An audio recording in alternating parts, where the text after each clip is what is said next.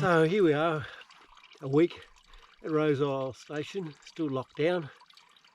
So not a lot for us to do. So I thought one of the things that you might want to know about is how we're getting drinking water. As you can see from behind me, the river's got an awful lot of load. It's very muddy, and there's obviously a lot of dead animals and a lot of material being washed off the hinterland as a result of the floods. So getting drinking and cooking water is quite problematic. We've been using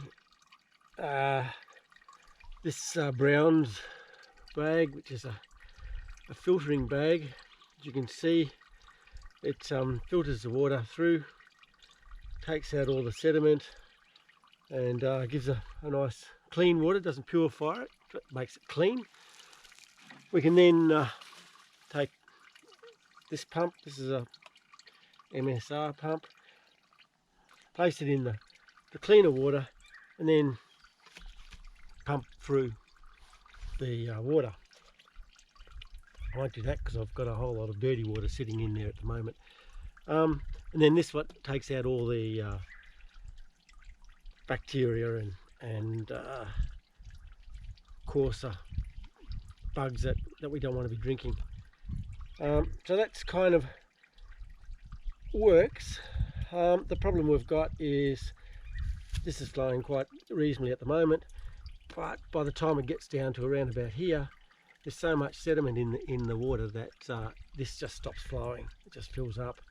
Trying to clean it and get the mud out of it is, you know, I've only got muddy water to try and clean it with. So it's not 100% successful. You know, as a last resort, we can get water that way, and with the purifier, this pumps through so we can get enough drinking water.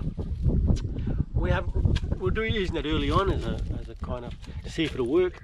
It does.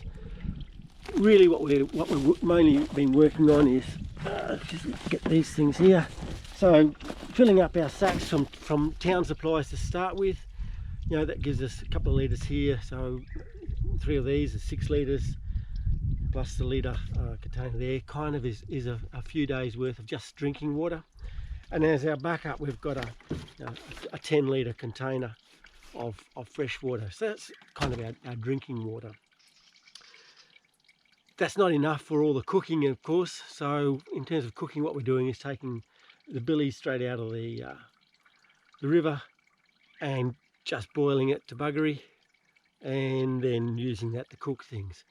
The downside of that is there's an awful lot of sediment, so you know the bottom inch or so of the billy is often filled with mud.